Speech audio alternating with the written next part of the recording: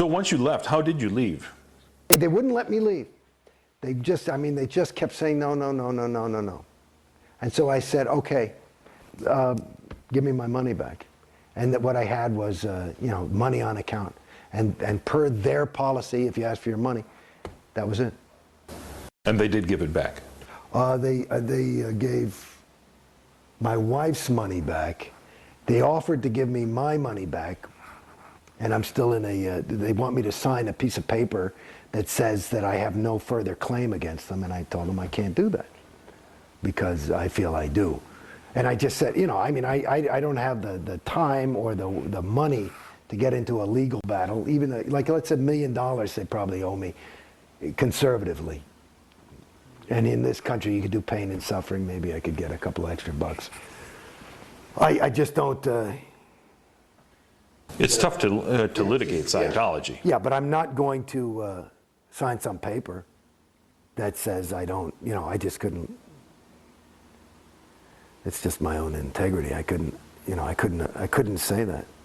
So what's happened since you left Scientology? I know I was talking to your wife a little bit earlier, and she was talking about how, the friends cut off from her who, those who were still in Scientology. Yeah, well, Jesus. I got a little son too, and he was in a little Scientology school. And he was 4 at the time. And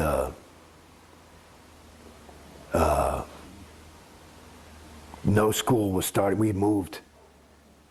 So we're in the process of moving. So it was moving to we moved to this big property out here. It's a big different thing, and it's a long way away. And they kicked him out of school. It was a Scientology school. No, yeah, they kicked him out. So he had nothing to do, and it fucked him up because he had, why can't I see my friends? And that was all his friends. And, and this was a time when, Mom and Dad were really busy. I'm working. We've got a little tiny infant at the time, and we're moving to an enormous thing, and plus this whole place you're in was under construction. There was a period we were in one of those Airstream type of things, and nothing for him to do, and that was one. So yeah, our friends.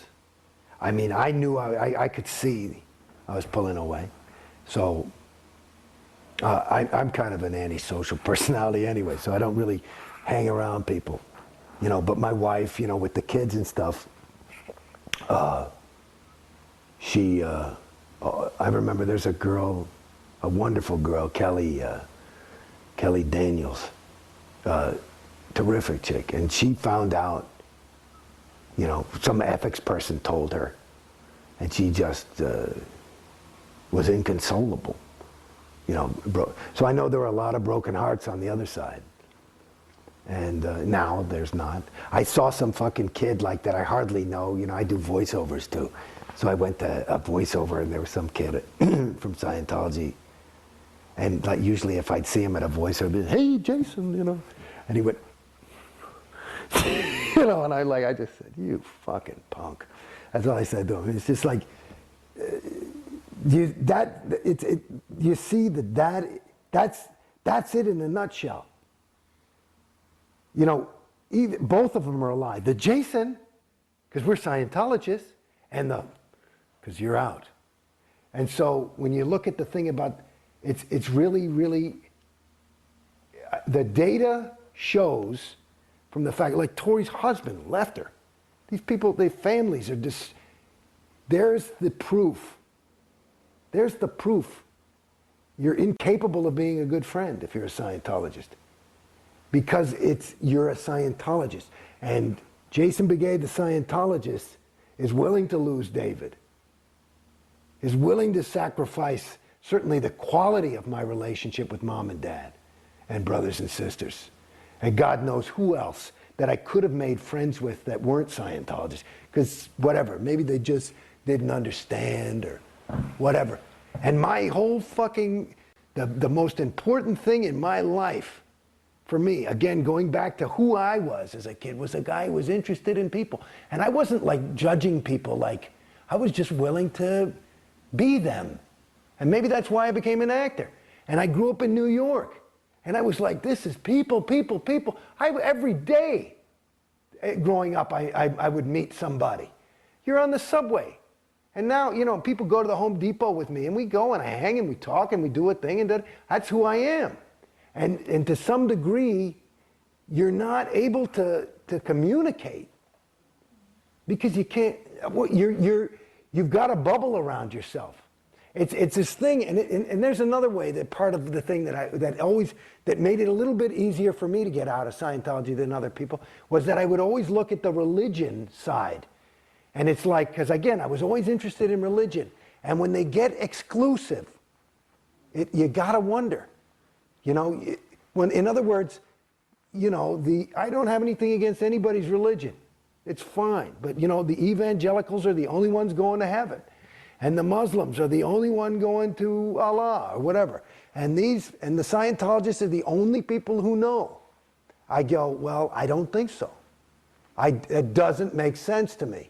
You know, and there's an interesting story. Like one of the things that, like they said that, like one of the things that took the biggest hits on religion in this century was it fucked up a lot of people. You know, World War I was a vicious, awful war, different than others, with gases and mustard gas, and it was terrible, and people were slaughtered, and it fucked up a lot of the Germans and the Americans when they go and they'd see their bodies, and they saw that they had the same Bible. They said, whoa, I thought God was on my side. And it's the same, and it apparently, so it's like this kind of, you know, when things are bringing people further away from others and distancing them, and Scientology to the degree that I'm a different species. You're a wog, I'm a homo novus. And I'm homo novus enough to be loving of you. You see what I'm saying? That's pretty bad. You know, and then you look at that, you know, and radical Islam, you know, it's like, it's not that different. And yet Scientology says that they're not exclusive, that you can certainly be any other religion and be a Scientologist. Well, let me tell you something. I talked to many terminals about this. Because after a certain point, when I'm down on the fucking bottom, after going through this, and I've never complained about money, and I'm not rich, but I never complained about it. You never had to fucking beg me for a fucking thing. I would go in and throw down. When I was ready to do it, I'd say, let's go. And it wasn't ever, I wasn't ready because I didn't have the bread. It was, I wanted to be ready because I wanted to, if I'm gonna fucking do this thing, I'm gonna do it, you know, and I gotta be behind it. And that's where I was at as a Scientologist. I told those fucking people, because they're always talking about, you know what they're doing? You know why they need all this money? You know what their real goal is? It's to clear the planet. To clear the planet. And you know what the good news is? We only have to clear about 3/4 of it, and just the fact of our being so theta, the other quarter will just clear instantly, and the SPs will crumble. And you saw the little wicked witch when she got water thrown on her because she made a breath. That's what'll happen to the fucking SP. But I said to them, because now after a while you start feeling like a fucking, hey man, this ain't like a little mistake. That cost me 50 G's. You know, and you start doing that a couple of thousand fucking times. You say, hey, I'm getting pissed. You know, that's a lot of money. Okay? And you start getting into that. And they talking about all this thing. And I say, where's the money going? Nobody ever fucking gives you an answer. And they, you know, we're trying to clear the planet. I said, babies, I want to tell you something. I got news for you. There's no fucking way. You can't fucking clear Beverly Hills with these prices. There's no fucking way. It's physically impossible. Like they say, Clinton can't reach the number. There's no way. There's not enough money.